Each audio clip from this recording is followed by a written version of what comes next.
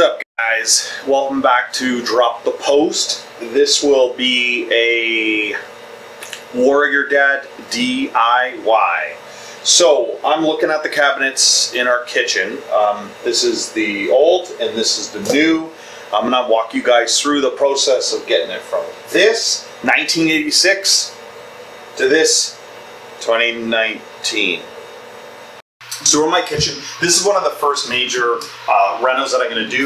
I enjoy doing my own things. I like making my own things and I like taking on new projects, but I'm not a professional. And so I use YouTube a lot of research and then personal experience through my life, working through film, working in the commercial industry. I've taken a lot of that skill and then I've introduced it to my daily life. And then working with friends that are in the industry that can help me develop and do this kitchen, renovate this entire kitchen. It's all oak, solid oak. The hardware needs to be changed out. Incredible stuff, great detail. So I want to bring it to you guys and show you what I'm doing to kind of flare this up.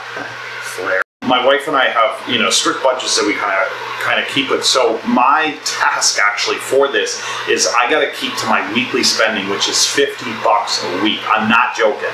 On $50 a week, I need to do this kitchen. So over the course of, I would say 6 to 8 months, I'll be developing the components to it and putting it all together so that I can afford to do it over that period of time. Otherwise, I would not be able to make this happen.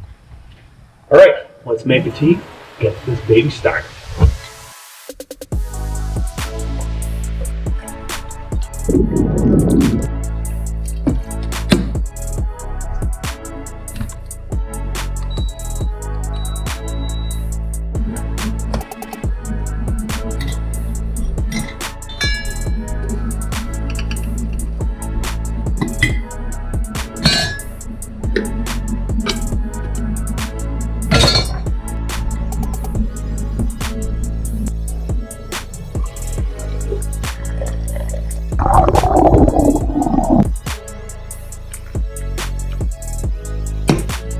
Okay, let's get this cabinet door off and we can start the process.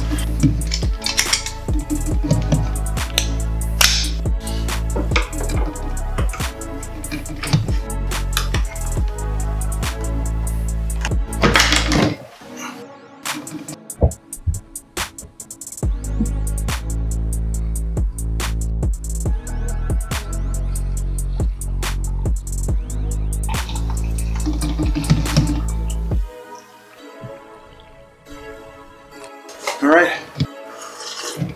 Okay, so first step was actually taking the door off the cabinets upstairs. The next step is going to be taking all this hardware off, removing it all, and then starting to strip the wood. Okay, for the arsenal tools that I'm using here works for me. Just a regular wood scraper. This one's got a little teardrop end to it, so it helps to get it to some of the crevices and clear it all up. Blade, my steel wool. Scotch pad, just a scraper, sanding block so I can have different size sandpaper in there. Steel brush just to get into some of the corners and get that out. Small pad that I just wrap sandpaper around when I want to use it. It helps because it is a little bit, it can contour to the area. These 4 little doohickey wrap sandpaper around it. So I'll just take the big one. I would just take it, wrap it around like that, and then you can see how it will sit in there and then get contoured to the space. So it helps me to sand around. So those are the components that I use. Okay, next up is to strip it. I've worked on this for a little bit and I've done several doors, and so I've had a chance to kind of explore a little bit. My conclusion I came to is best to strip it. This urethane is on super strong. For ease of use, I take the stripper out of the container, I put it into a mason jar. This is as much as I have at the time. And then I use this to apply, and I just keep the same paintbrush. It does get a little bit hard, but then as you start to apply, it'll soften up. So we're just gonna spread this down. We're gonna wait for it to bubble a little bit. You'll see that. Then I'll start scraping it to get it off and go through that process.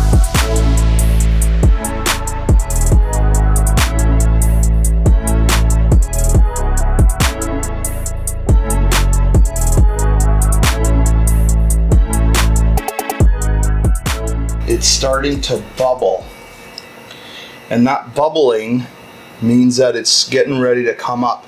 Really trial and error in terms of how long you leave it for until you start peeling it up. I typically like to leave it a little bit. It dries out a little bit, but I haven't found that makes much of an issue. But as it's wet, it's a little bit easier to remove. Now for the fun part, the scraping of the wood. Not really.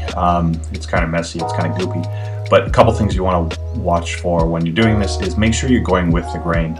Always try to go with the grain. You'll cause some rippling and some undesired effects if you don't go with the grain. You want to apply enough pressure that you're able to get the goop off the stripper, but not too much that you're cutting into the wood and then causing gouges. With some of the older wood, this can be a problem. Once we use the scrapers and we get everything off, this is just like a scraper, and then you got your steel wool. All I'm gonna do, go over all this and just bring that down to the wood. If I don't, I'm not gonna get proper adhesion. A couple other options that I use, including all of this stuff.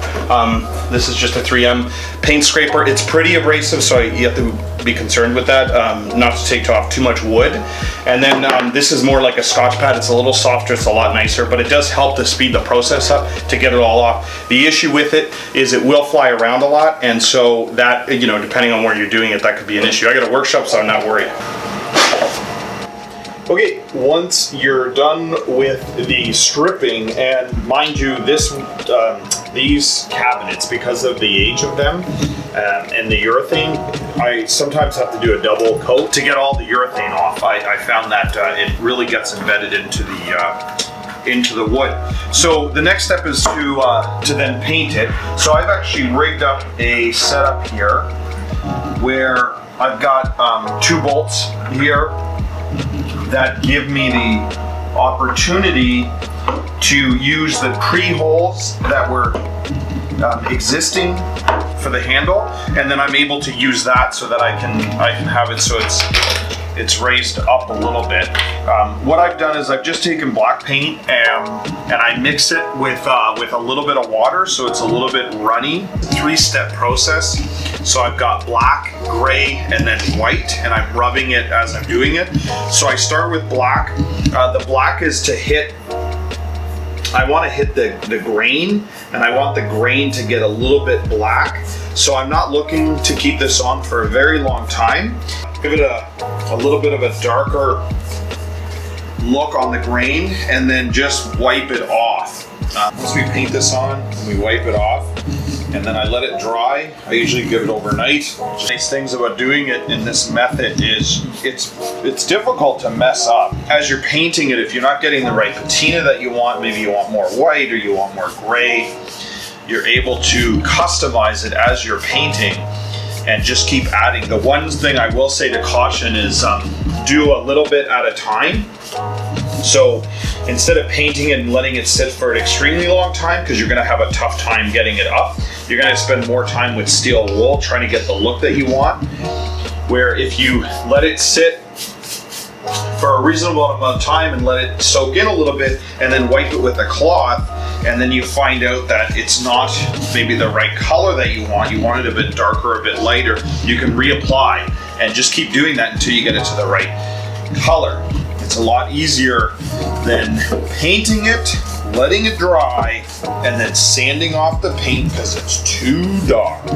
I don't do an amazing job painting it.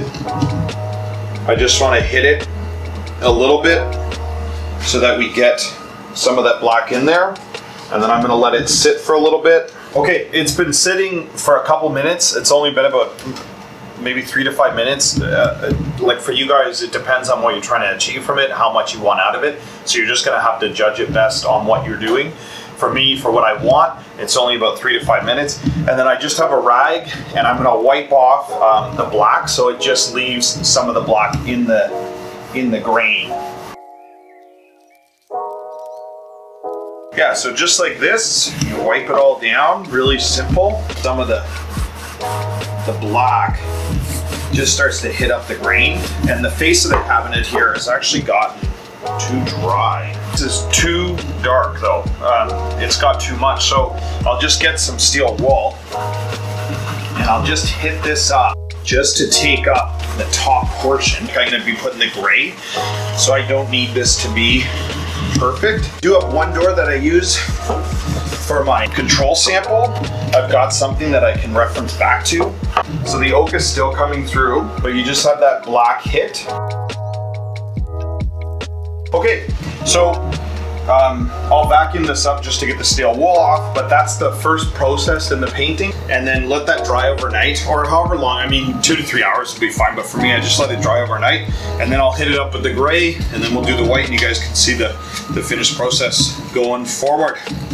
All right, thanks. Okay, bye. Okay, so once we get the black done, black is all done, it's dried. As I said earlier, give it as much time as you feel that you need. Just getting everything off here. So yeah, next one is gonna be gray. So again, I water it down. For the gray, I'm gonna want the gray to apply a lot thicker and be more of a permanent coat. Not completely, I don't want it completely as a permanent, but I do want it more, a lot closer to permanent. So the gray is really going to be the primary base color. The black, I just want accents coming out. And then when I apply the white for the last coat, it's going to lighten it up. I want to have some contrast. And so that's where adding these 3 steps gives it more contrast. And you're also able to play with it and manipulate to get it to your liking.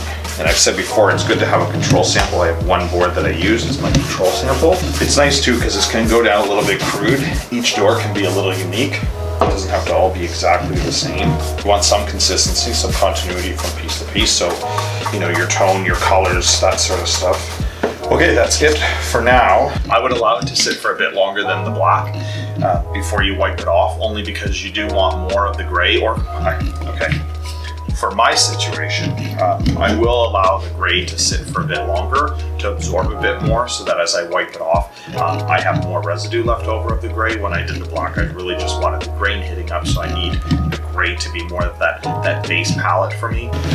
Okay, it's been a couple minutes, about 10 or 15 minutes. I think that's enough time for this to start coming down. I just look at how sheen it is. It's starting to come up in quite a bit of spots, so I'm just gonna rub it. I want to get a lot of the excess and control how much gray that I have on the board here. I want some of the hits of black coming out, and I want some of the hits of the natural grain coming out.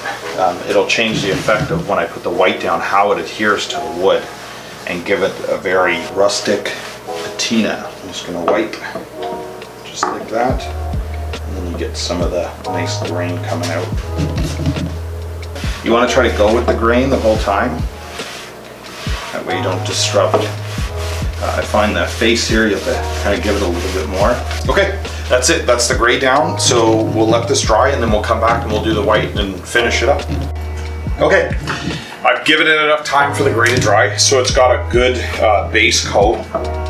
It's a lot darker than the black was in terms of its color, and that's because I want it to be the primary base.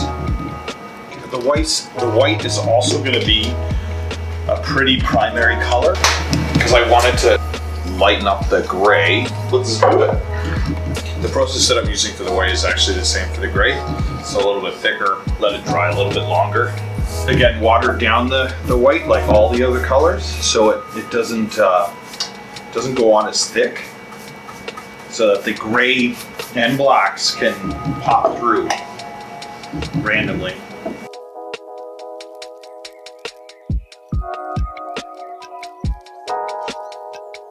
Now for the top coat, because I can't hide as much, because I'm not painting it again, I do like to have nice even strokes. So on the face, especially on the face of the main portion, I like to have nice even strokes. So we'll let that dry a little, and then come back and wipe it off.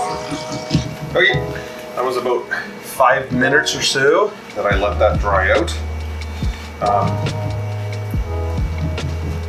So we'll just start wiping it, again going with the grain. With this, I'm trying to take some off, of course, so I get that look, but I'm also trying to rub it in and to give it an aged look, so you don't see strokes by the brush. And so by doing this, I'll give it sort of a medium, light to medium pressure. At times, I will go quite heavy. This is the hardest part that I find actually is the centerpiece. Depending on how it dries, it can not be good. And this is not great. I'm not a big fan of what's going on here. It's super fine steel wool. And I'm just gonna go over top. Just lightly hit it. So I can start taking off some of the white. Each one is gonna look a little bit different. It is difficult, you know, when you're doing this sort of technique to get every single one to be exactly the same. But you can have some consistency with color. So the front is done. So you can see here's my control and here's my new one. So there are differences, of course, with it, but there is consistency with it, the way that the paint is flaking off, the way that the paint is sticking, the way that colors are coming through, some of the black, some of the natural brown from the actual door, but creating unique pieces each time. Now in terms of the finish, I'm in Canada, so it's really cold here.